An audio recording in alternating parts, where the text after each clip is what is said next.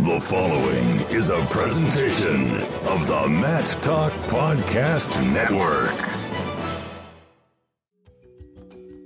Kick off the 2020 NCAAs on Wednesday, March 18th at the Barn at Cowboy Jackson, downtown Minneapolis.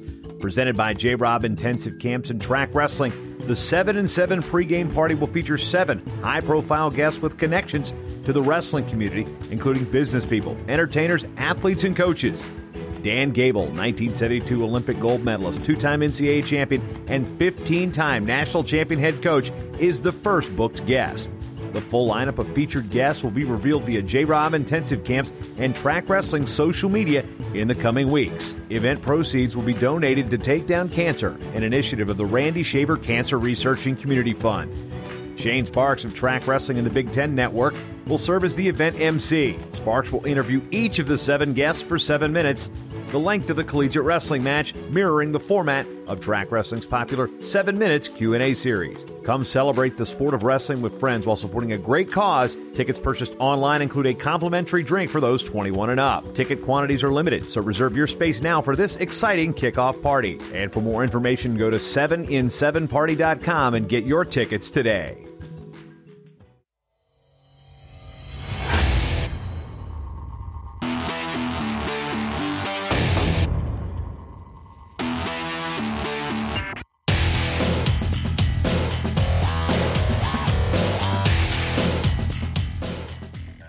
Are you ready to geek out over some wrestling stats? That's what we've got today.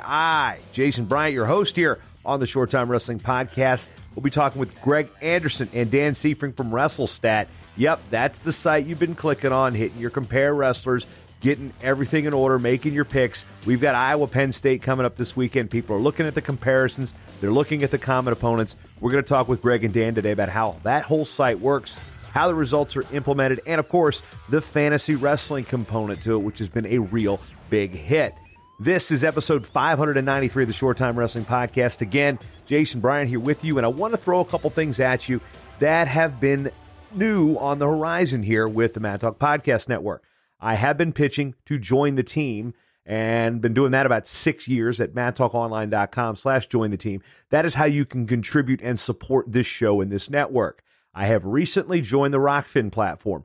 Some of you have heard of this. Some of you, if you're not familiar, this is the content creator-driven news outlet where independent content creators like myself and journalists and bloggers and wrestling fans and rankings and all sorts of stuff can go out there and distribute their content, and they get basically rewarded for it by people signing up for the service. The service itself has a number of different outlets. You know, Scott Adams, the guy who writes Dilbert, he's on the platform. Of course, some of you that have heard about it know that Ben Askren, Jordan Burroughs, Izzy Martinez, PA Power Wrestling, Missouri Wrestling, even Allison Schwab, Doug Schwab's wife, is on there doing interviews and videos of what it's like to be a wrestling wife. And of course, the self-proclaimed greatest mind in wrestling, Willie Saylor of Mad Scouts, is over there. That's where you may have heard of it first. The site and the platform was created by Martin Floriani, formerly of Flow Wrestling. He's the guy that started Flow. You all know that. Also, a lot of wrestlers are working there, and they've got a vested interest in the sport. So that is why I jumped on it. It is a situation where, as an independent content creator, as a journalist, I don't get a paycheck from anyone other than the clients for the shows that I produce. I have also had a gracious bunch of longtime supporters through the Patreon campaign. If you're looking at supporting this network through Patreon, nothing is going to change on how I present that. You're still going to get the access to stuff. You're still going to get the digital preview guides. You're going to get the gear and all sorts of stuff that comes with it. But one thing that Rockfin's going to do is, if you're looking at where to spend your $10, are you going to give it straight to the network, or you want to get something else out of it? Well, there's a lot of extra content there that if you're thinking bang for your buck, maybe Rockfin's what you're looking for. If you just want to support me, MattTalkOnline.com/join the team's the way to do it. And one thing I am going to do to sweeten the deal, you know that preview guide that I've got that comes out every year? Yeah. For new subscribers to Rockfin, ROKFIN.com/MattTalkOnline. For new subscribers to the service, I'm going to throw in a free preview guide. Yes, I'm going to give you a free preview guide if you're looking you're on the fence about it, this is a sign-up bonus. This is only for new subscribers to the Rockfin platform only. Don't worry, previous customers, you are still going to get your little discount code and such. So I'm making sure I'm not going to turn my back on the people that have supported me by any means. I'm just trying to create another platform, another way. This is just another way that can really compensate my time for these features and dynamic articles that I have had on the brain. I just have been really hesitant to put them out there because, you know, when you work for yourself, you're self-employed, you have your own company, you know that time is money, and I have to figure out where to spend my time. This is why I shut down Short Time Shots, because one, it took time away from my family, and two, the financial kickback on it really was not really that beneficial. I have to look at these things and where are you going to get the most value of it from your contributions to me? And in turn, where am I going to get the most value from your contributions and spend that time and effort to produce content? Is it rehashing stuff, or is it going back to the interviews, giving you stories that you haven't heard before or stories from people you want to hear about? And then over on the Rockfin platform, we'll give you all those cool little nuggets and stats and things that I've had in those preview guides, in the Fargo Almanac, in my head. I did a goofy little fun story about wrestling college nicknames the other day. No, is that like groundbreaking content? No, but it's something that you can see that's a little different. I did some dynamic coverage from Minnesota, Ohio State with 3 exclusive audio interviews that only patrons and Rockfin subscribers can get. It's also, you get a little video. I also did a little bit of live blog action there. I haven't done that since I was like at Intermat, 15 years ago. It took me back. So that is where we're at with Matt Talk Online. That is where we're at with the Rockfin platform. And if you want to, this is the thing, you support this network and what I'm doing to put this content out there by going to rockfin.com/Matt Talk Online. And if you sign up for a subscription, endorse at Matt Talk Online. That way I get the credit for the sign up, and I in turn get your email address so I can send you a free preview guide on March 17th. This thing retails for $19.99. There's discount codes that'll be floating out there, but right now the most inexpensive way to do it is to sign up for a Rockfin subscription if you haven't already done so. If you've already done so, well, I've got preview codes out there for you again, like I said earlier, but brand new Rockfin subscribers, endorse at Matt Talk Online. You get a free preview guide now through March 17th. I've got to cut it off before the Nationals, because once the Nationals come, I'm busy. I'll be talking about 8 Mats down there at US Bank Stadium. So that's enough of a programming update for you. If you have any questions, do not hesitate to reach out to me at Jason M. Bryant on Twitter. My DMs are open, jason@bryantwrestling.com. I always want to be transparent and keep you, my listener, my friend, the awesome wrestling supporter. You sign up for the free newsletter and get all that news each day. You listen to these shows on the network. Over 30-something shows have come and gone here on the network. That's just the natural progression of podcasts, the way it works. Sometimes shows just go away. Sometimes they'll pop back up. Daryl Weber's Attack Style Wrestling Show. Guess what? It's back. We just released a new episode last week. So as always, I'd like to thank you for spending your time with me and sometimes listen to me ramble on about what I'm doing here. But remember, I appreciate you because you've always got time for short time. Now, let's geek out. Stats time. Today, talking technology on the Short Time Wrestling Podcast. Guests today are Greg Anderson and Dan Seifring from WrestleStat.com, one of the most elaborately useful websites that have come on in the last 4.5, 5 years. And first of all, gentlemen, I'll start with you, Greg. Welcome to the Short Time Wrestling Podcast. As a stat junkie, I appreciate what you guys are doing. All right. Thank you for having me on. Appreciate it. Looking forward to it. All right, and just before we get this everything rolling between you two and what you guys do with wrestling, I want to know what you guys do anyway. So again, start with Greg, and since you did found the site in 2014, what is your day-to-day job? Because it's definitely not just running a wrestling website with stats. No, it's definitely not. This is just a side project for me. In my real life, I'm a lead developer for a healthcare company here based out of central Iowa.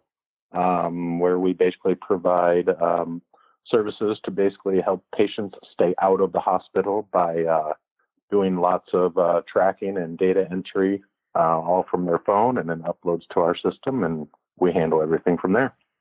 And Dan, your day job?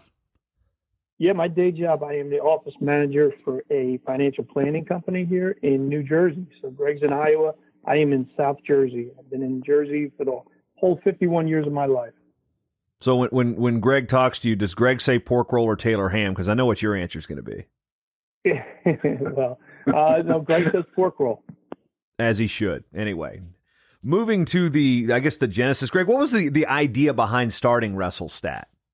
Yeah, so it started back in the 2014 season, like you mentioned earlier, where it was the season where both Cory Clark and Thomas Gilman were both redshirt freshmen for Iowa, and they had an upcoming duel with Minnesota, which would have probably been January at the time. And when they were kind of halfway flip-flopping back and forth between who should be the starter at 125, I got the idea in my head that, hey, how have each of these wrestlers fared against Minnesota's starter at 125 at the time? And since they hadn't actually had any head-to-head matches, I was trying to think of another way to how to best gauge how good they were, since, really they weren't ranked yet. They probably only wrestled in Midland so far that season. And then their redshirt year where, in all other ranking outlets, they don't rank wrestlers that are redshirting. So then it sparked the idea of, well, do they have any common opponents? And so I started sitting there thinking, hey, I'm a career software developer. I love statistics. There's probably a way that I can figure out how to find all that information and automate it. And so I turned around in about a month's time frame. I whipped up the first version of WrestleStat, which was basically just the dual common opponent page, or the dual comparison page. And from there, it's just obviously taken off to, unreal levels. So. And one of the first things people got to realize is when you start posting these things on the message boards, and you were sitting there, you're on Hawkeye Report, on BWI and other sites like that, your username is not Andre, it's Ander. It's like, come on, look at it. I had to look at it a double take a couple times, and how confusing is that for people? I said I wasn't going to mention this, but I have to mention this. Yeah, it's kind of been fun now. It's kind of the joke is that's now my nickname is Andre. But yeah, if you look at the spelling of the username, it's just the first four of my last name plus the first three of my first name in reverse order. So yeah, it's I don't always have my glasses on when I'm looking at my phone, so I kind of miss on some words too. So understandable, and I think it's kind of funny now. So. And Dan, being out in Jersey, not Andre. It's great. Yeah, Dan, being out in Jersey, how did you connect with Andre? With Greg, in wanting to jump on board with this WrestleStat enterprise? Yeah, so I kind of had the vision of a WrestleStat. I'm not smart enough to come up with how to do it. So I was looking for something like this, and then when when Greg hitting the message boards like I was.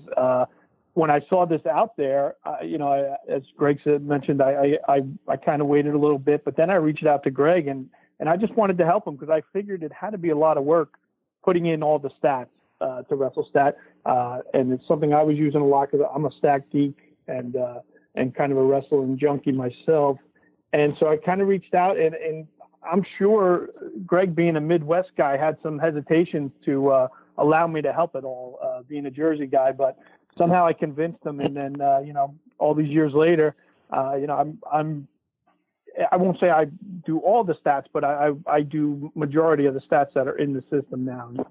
Greg does all the stuff that I'm not smart enough to do.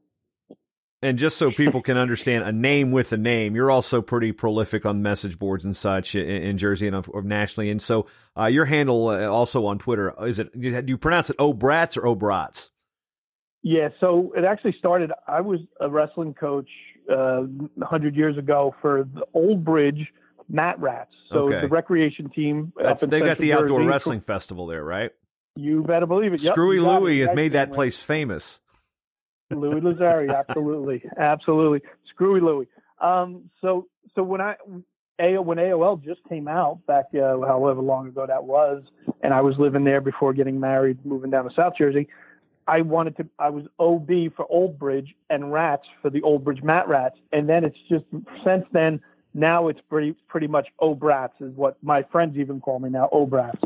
Yeah, because I was thinking maybe you had an affinity for bratwurst or something along those lines. I mean, I won't pass it up. Me. Yeah, I mean, geez, come on. We're in the Midwest here, Greg. I mean, it's you don't eat dogs out here. You eat brats, and that's. I mean, you grill up brats in the wintertime here. Yeah, exactly.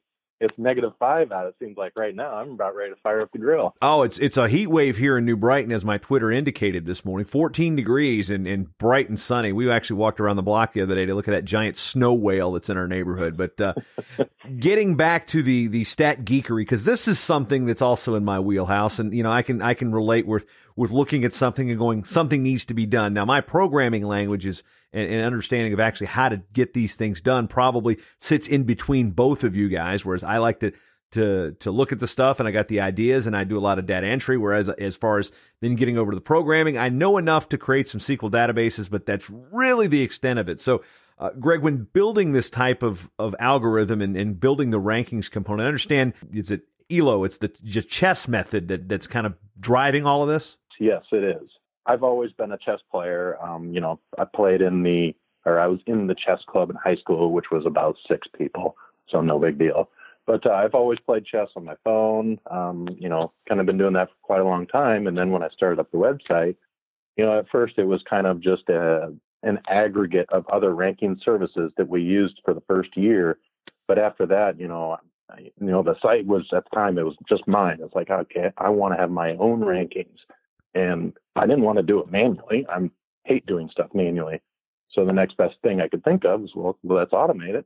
I know chess has a rating system. Let's see if I could do that. And doing some quick Googling and checking Wikipedia pages and having the algorithm out there, I was just like, all right, I'll take a stab at it. And I started implementing it. And then it was probably about 3-4 years ago, a person who wishes to remain anonymous reached out to me. He's I believe he's a retired mathematician or engineer or something like that in our armed forces. And he said, hey, I want to help out. Here's some stuff that I think I can do to help you out to make your algorithm better. And he started sending me stuff, and he's basically taken over the algorithm per se. Basically, all I do now is just implement it and put all the extra wrapper stuff and the simulation stuff around the whole thing so that we can continue to make it better every year. And for those who are wondering, the whole connection between chess and wrestling, the ranking system, kind of explain how that actually works. And it's basically a measure of head-to-head, repetitiveness and repeatable actions, right? Something along those lines? Exactly. So really in the chess rating system, ELO, they pit 2 chess players together and they have their rating coming in, and then they have a probability of who would win and who would lose. And then when you get the outcome, then they have, well, this guy, the winner, will go up by X points and the loser will go down by X points. Well, but in chess, you have thousands of games in your career and you just continually build upon your ELO rating.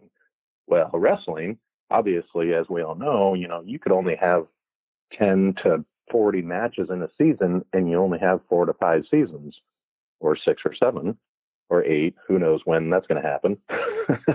But what we had to do was to figure out how to basically have those ratings move up and down faster to make it work, since we have such a short time frame to make it work.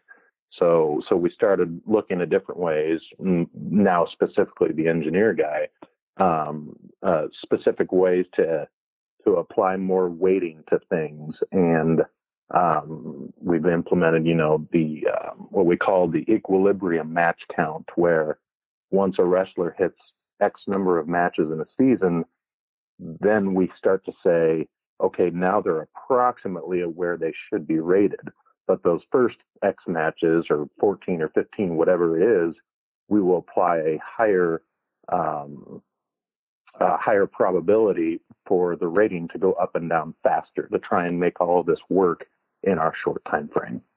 So, Dan, being out in New Jersey, where there is a very vocal fan base, where they will love to complain and argue and talk about everything all the way down from peewees all the way up to the college level, rankings is always one of those things that get people chatting. And when you look at this type of ranking and applying a chess metric to it, What makes you look at it and go, wow, this is interesting, and what is one thing that people have to remember now that you're involved with the site? Be like, hey, whoa, pump the brakes, just give it time. What do you think about how the rankings have basically evolved over the years?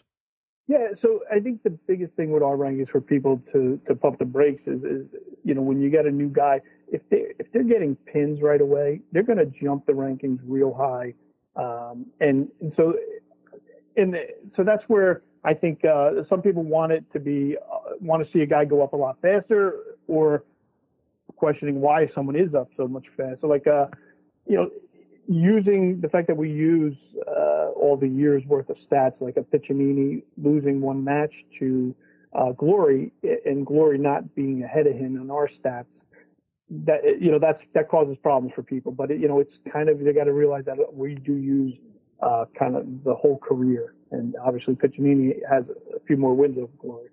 Not sure I answered it. Greg, when we get to that part of it, though, you got somebody like Gable Steveson who comes in as a true freshman. How is their ascent going to work? You had talked about how sometimes, at the beginning of the season, you have to accelerate certain things. But what about a new athlete into the system? How do they get their ranking, and how does that quickly settle in?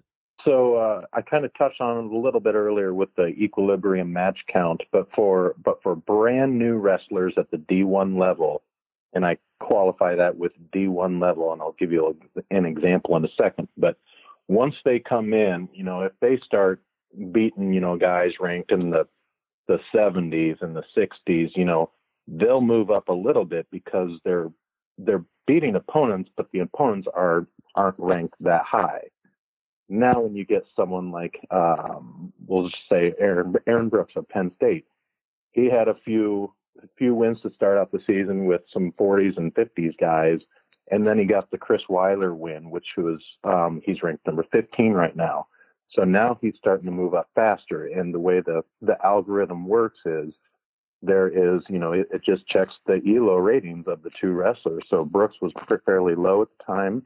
Weiler was obviously way up there. So when he does win, it's going to have that differential, that ELO rating that adds to his current value is going to be much bigger, since that is a higher quality win. Then to expand onto that, if he also does it by pin, which I don't think he did, but in an example of a pin versus someone ranked that high, then that number that they go up by goes up even more. And sometimes it's a pretty decent multiplier. So someone right out of the gate, a true freshman, and boom, he pinned Spencer Lee, he's going to go up pretty quickly. And he will, and obviously with more matches, that will then solidify that rating to keep going up faster. Now, when I said earlier about, qualifying with D1, with that same Aaron Brooks example, prior 2 seasons, he's been wrestling in college matches, but he hasn't been affiliated with Penn State or any Division I team. So therefore, the WrestleStat algorithm will not rank them. And there were people, I've had complaints about it in the past before. Well, such and such, beat this D1 person, so why isn't he ranked? Well, he was actually, unattached at the time. Sorry, he wasn't even D1 rostered at the time. Therefore, we don't count the matches at all. So you stay in line with how the NCAA would count those, because if you sit out a semester at the Ivy League, your matches do not count. You have to be a rostered student athlete. If you are sitting out completely, not enrolled, that match doesn't count for qualifications, even if you wrestle and then you come back second semester. So you've kind of stuck with that. That is kind of a baseline on eligibility. Correct. And a great example of that is Chris Boca. I've been trying to watch this season because I know he's, gray shirting or, the Ivy red shirt for, and I can't even think of what the school is now that he's wrestling for. Cornell. Finger Lakes. Cornell, thank you. So, and he's getting some good wins under his belt, but when he actually gets rostered next season, he's going to start out with the default 1,200 ELO rating, just like all other people that'll be their first year on a D1 roster.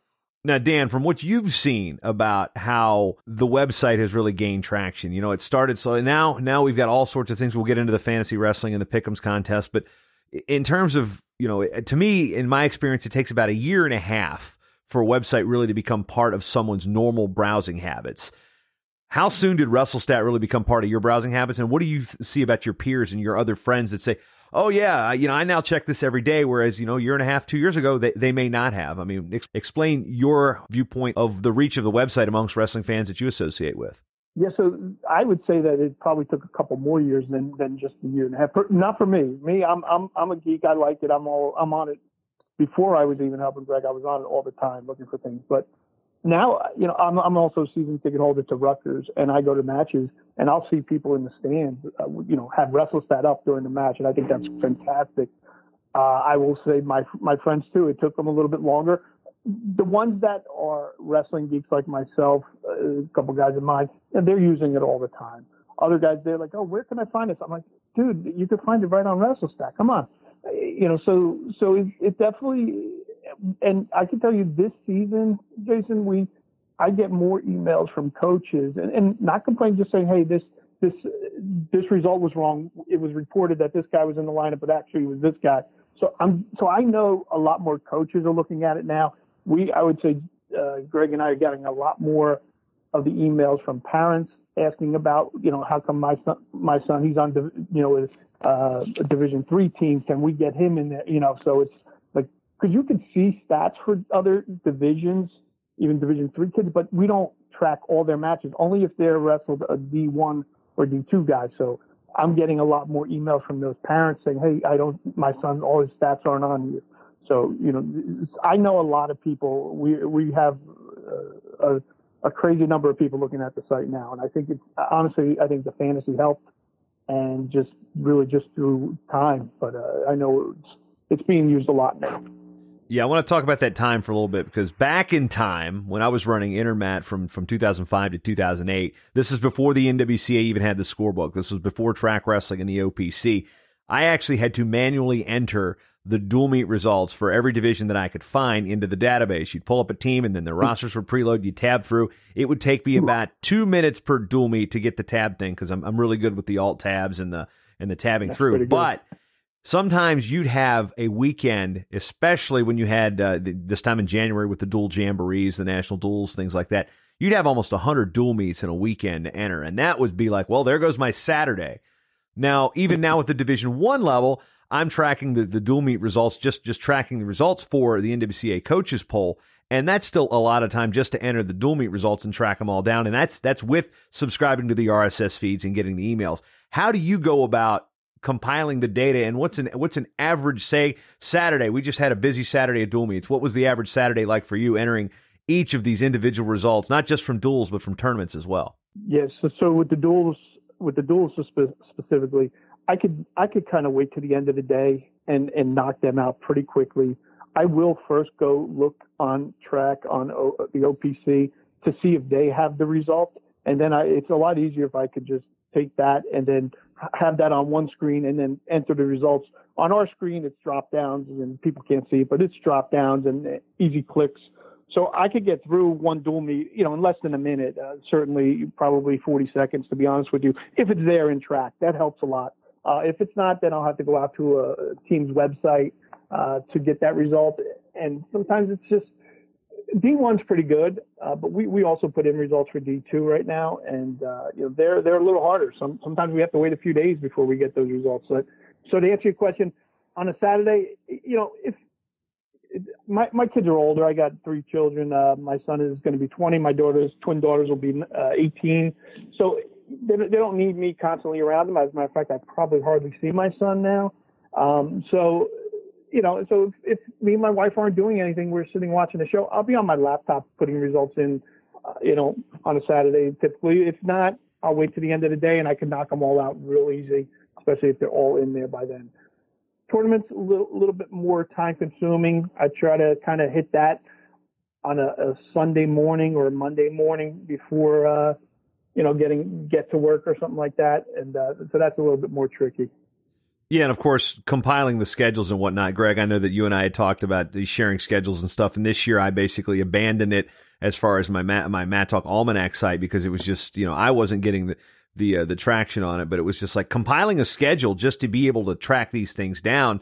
That's something that we still battle with, and you've got to know the Division III schedules with their opens, because Division I guys, Division II guys enter those tournaments. So, Greg, from your perspective, what's it like in trying to map out a schedule to for you and Dan to both track these things down and be able to enter them accurately? Yeah. So the good part about the schedules is they're basically prior to the season starting. So in a way, at least for Dan primarily, it could be, his 100% focus, and as you've seen in years past, 3 schools will release a schedule in a day. And, once they come out, we just go along. And like what Dan said, we just fill out our drop downs, fill out the opponent, save. And then, we kind of have stuff automated fairly well. You add it for one team, the system will automatically add it for the other team. And that's how you can, start peeking at other teams' schedules before they've even been released, because, we have the ability to do basically a dual entry at once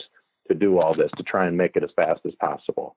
So yeah, like I said, the good thing is it's prior to the season starting, so it can be the focus.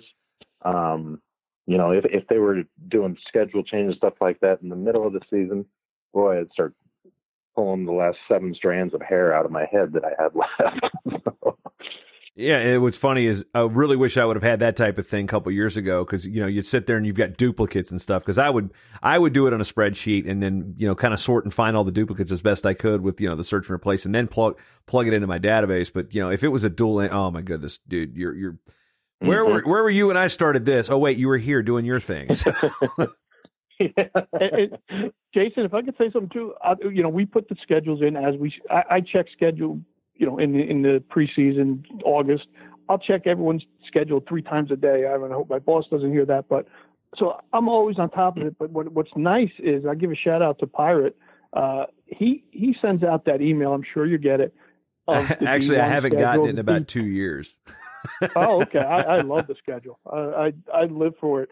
So he sends out that schedule, gives you a D1 schedule, D2 schedule, D3 schedule for the week, and he does it a couple weeks in advance. So that's very helpful as well.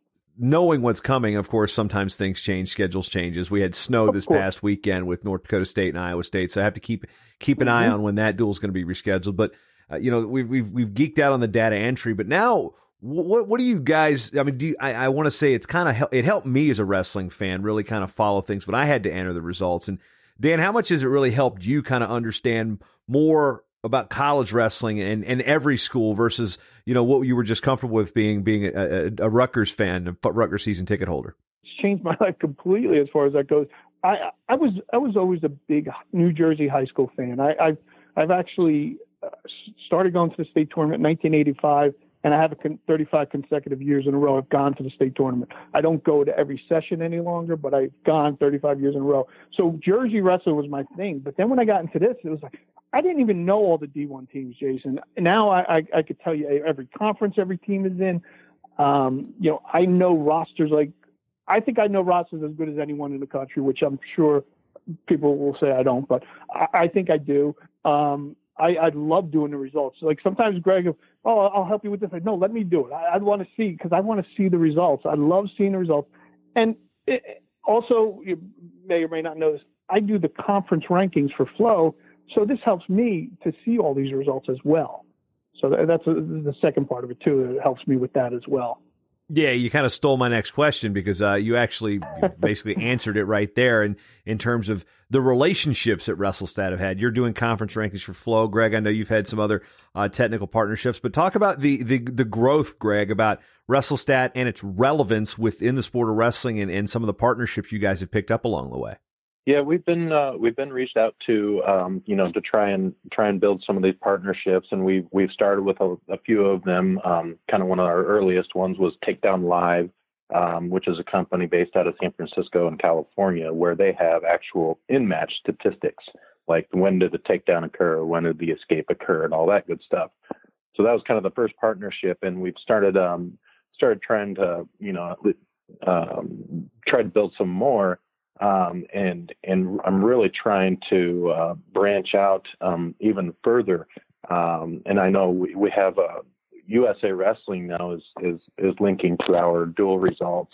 In some schools, they're doing their rankings Twitter posts. They're starting to mention WrestleStat in those rankings. So, as soon as WrestleStat starts getting put out in all these little places, I mean, it's just going to kind of the mushroom effect, where it's just going to absolutely blow up, and it's kind of starting to a little bit.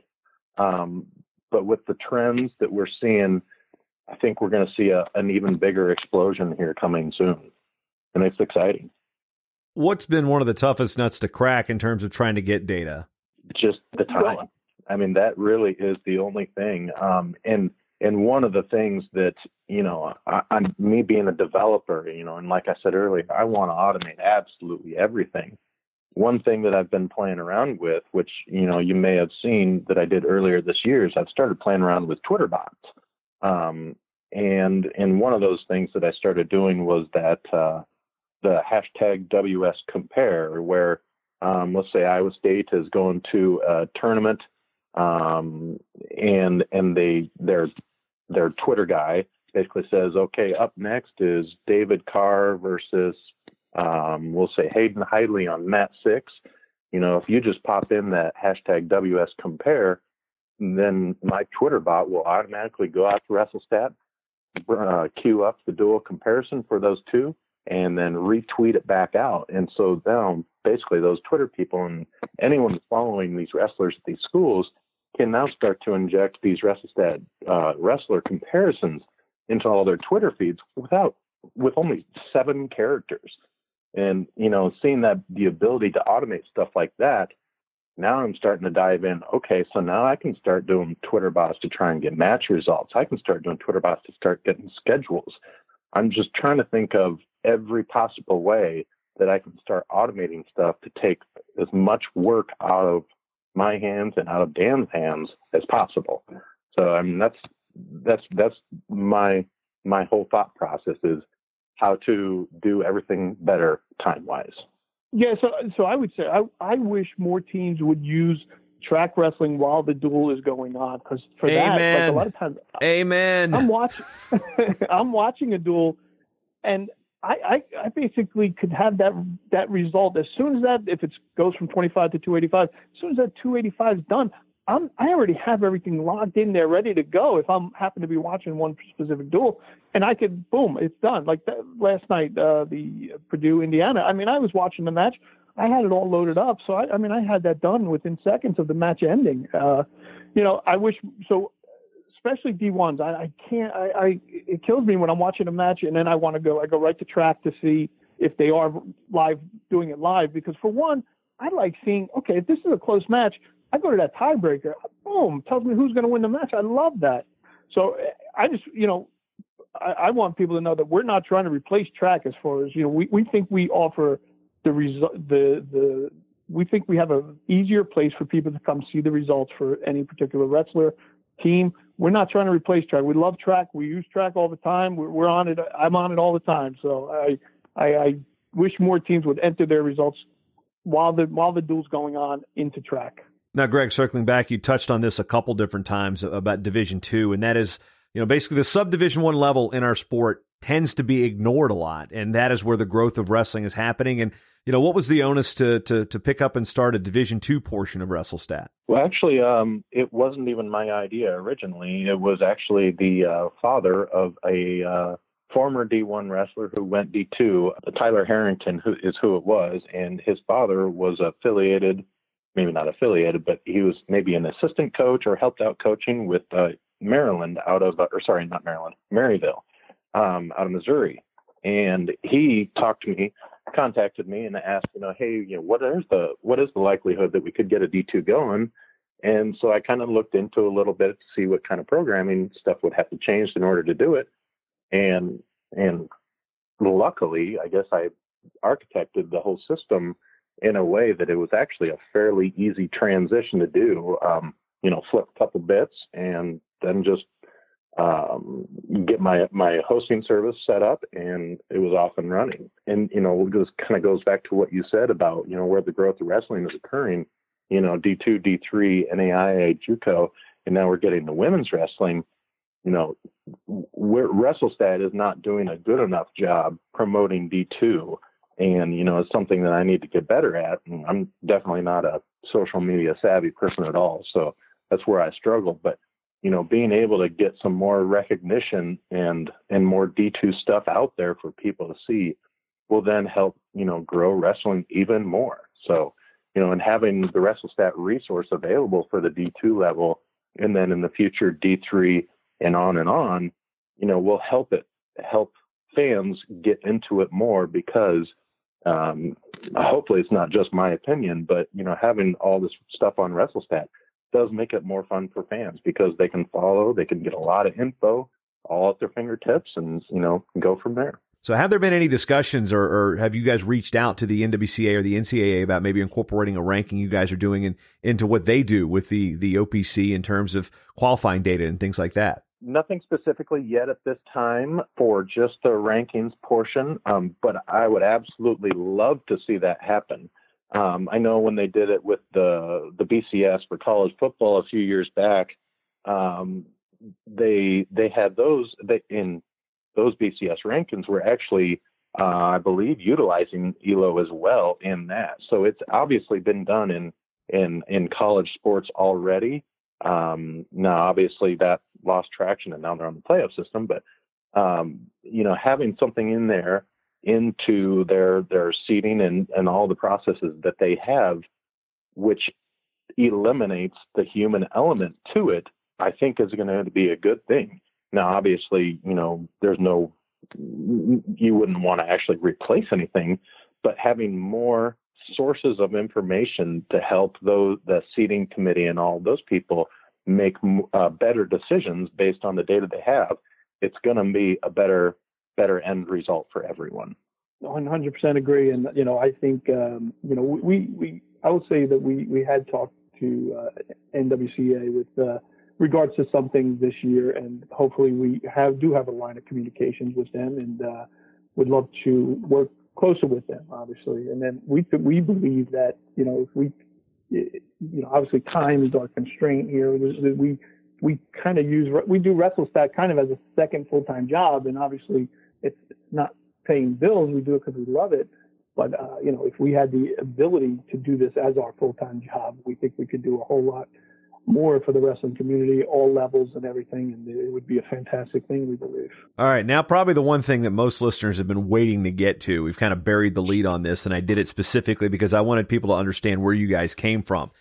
Fantasy wrestling, and this is something I have participated in, and for full disclosure, I cannot participate anymore because the term fantasy can sometimes come off with a negative connotation in terms of gambling. And since I am employed by the NCAA, that means no more fun for me in that regard. Now, in the past, I was in a league with the Wrestling Talk, the old wrestling message board run by the late Jacob Schlacke and Shane Jensen.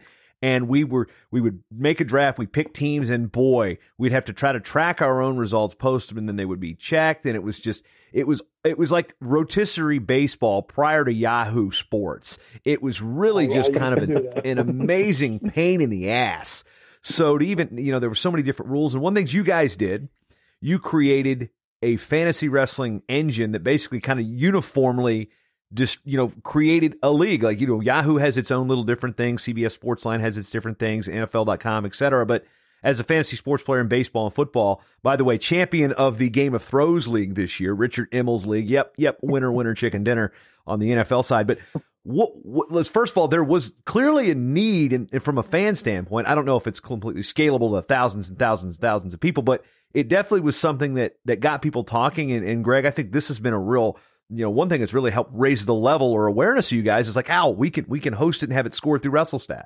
The whole fantasy thing it's been an idea for quite a while, and as kind of a consolation prize, my first attempt at fantasy was the Pick'em contest that's on WrestleStat. Obviously that's no big deal. It's just, who wins or loses this week, I usually check out of that about week 5 when I forget. One week I'm like, crap. Plus, part of me is like, I don't want all these people knowing that they got their picks better than me. It's like watching the NFL with the Buccaneers. I check out around week 5. Yeah, me too. I'm a Bears fan, so yep. So the first version of the fantasy, that pick'em was, it's not all that great, so it wasn't a big deal. But I always had the idea of the full blown fantasy, and I've done fantasy baseball and fantasy football throughout the years, and so I finally I think it was in the middle of last season, or actually it might have been just towards the end of it. I was just started sitting there thinking, I was like, I I can't do this. It's not going to be that big of a deal. Really, the hard part of the whole thing was the draft process. And boy, I think I confirmed after all the work I put in the summer that, yeah, that draft process was absolutely awful to write. And so, once I did get that going, though, everything else in the fantasy system is 100% automated. I do absolutely zero work on the fantasy stuff. Everything in that system is automated. So as soon as, Dan gets done entering a dual result, I have background processes written to update everything in the fantasy system real time. So we really don't do any work with the fantasy system, but it sure took a heck of a lot of work to get it up and running. And that's kind of fun and reassuring to know that, for anything that's even remotely complex, I know I'm going to be able to write it. And the fun part is I'll also be able to automate it to where once it's done, I can be hands off and let it hit the ground running itself. And then, next year I'll try and improve it even more and keep going from there. So to kind of get back to your question, the fantasy system has been very fun.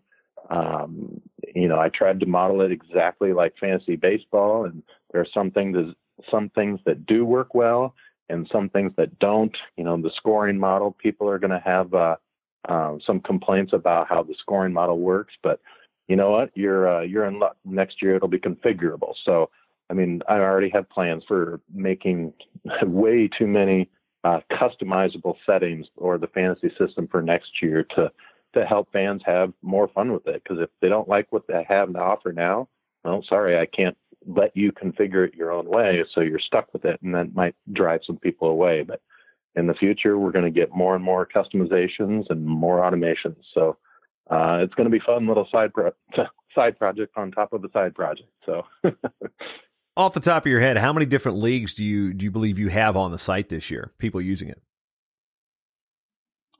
Oh boy, it's pages and pages on my admin list page. I would guess it is probably, I think it's over 2,000 now, 2,000 leagues. So 2,000 leagues. There's a pretty good.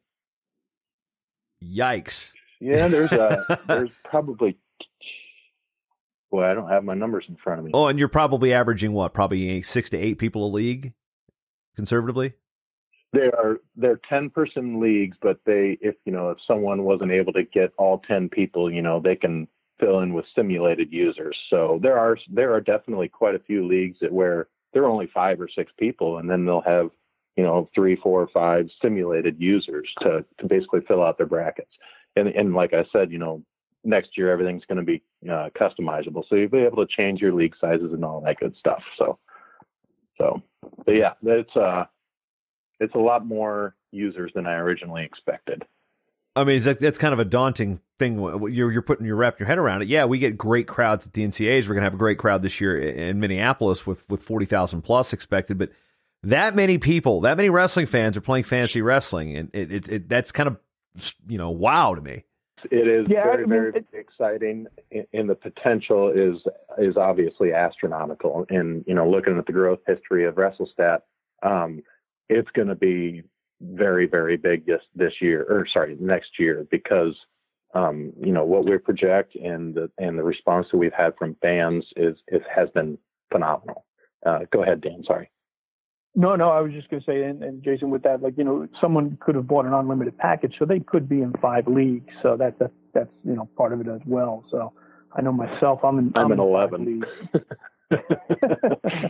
Oh my goodness. Yeah. I got down to 3 fantasy football leagues this year. I can't imagine because again, one of the drawbacks was having to score it yourself. And, it's like, okay, I don't want to score 1 league, let alone 11 manually. So, it definitely, I've heard a lot of people about it. There's podcasts even popping up now about fantasy wrestling advice. You guys have kind of created your own little industry within an industry here with this.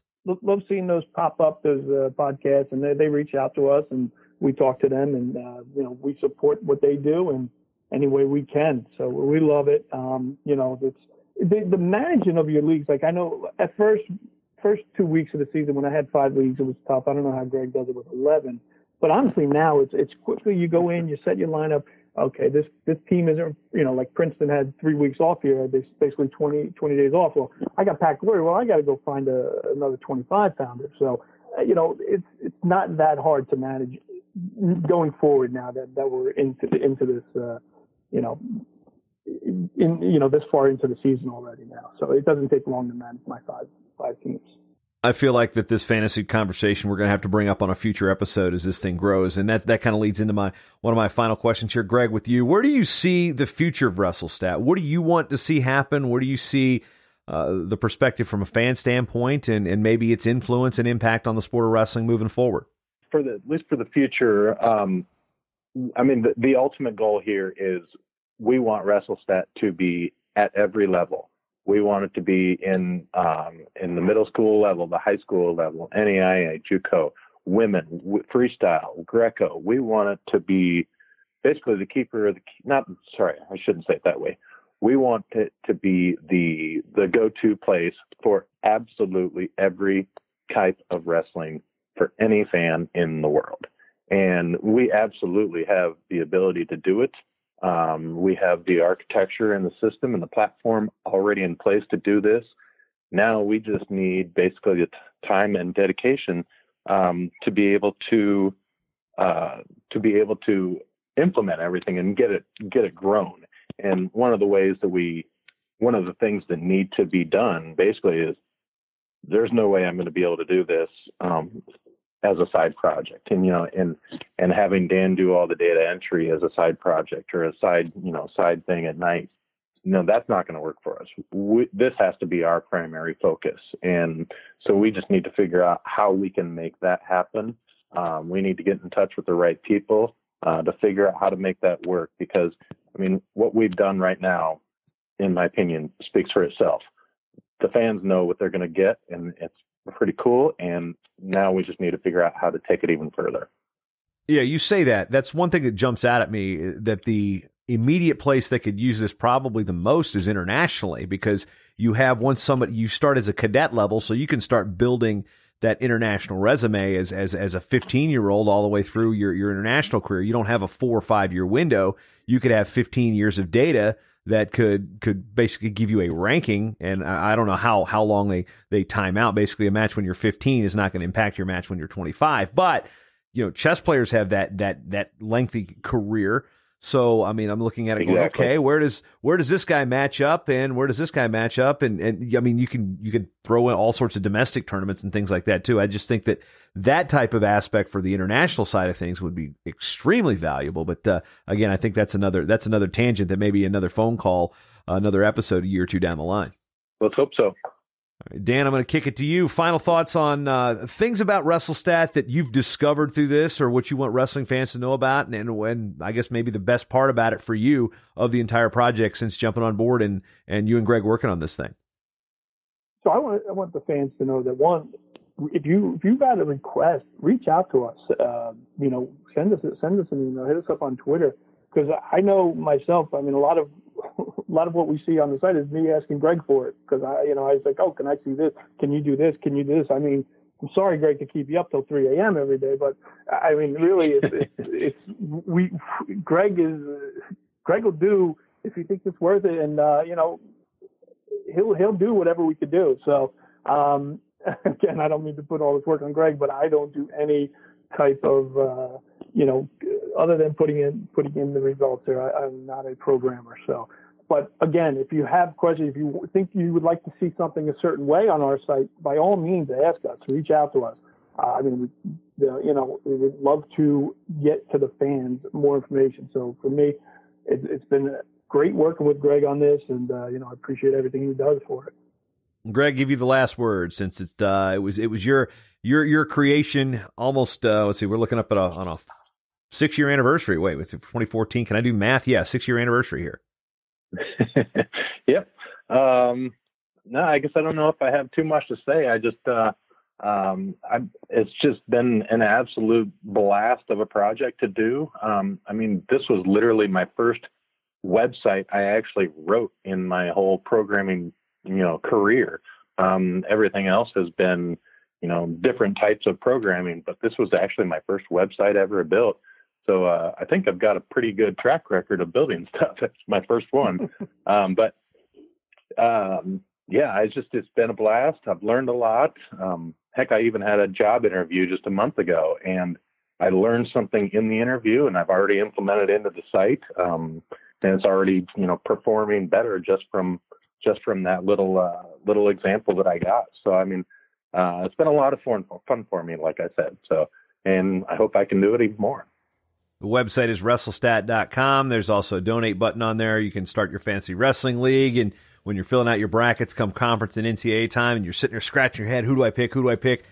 Boom, there's your common opponents. There's your bonus wins. There's all sorts of stuff there. WrestleStat.com. Dan and Greg, thanks for the time. And hopefully those out there that may not have been visiting this website already are going to do so now and get some educational usefulness out of it.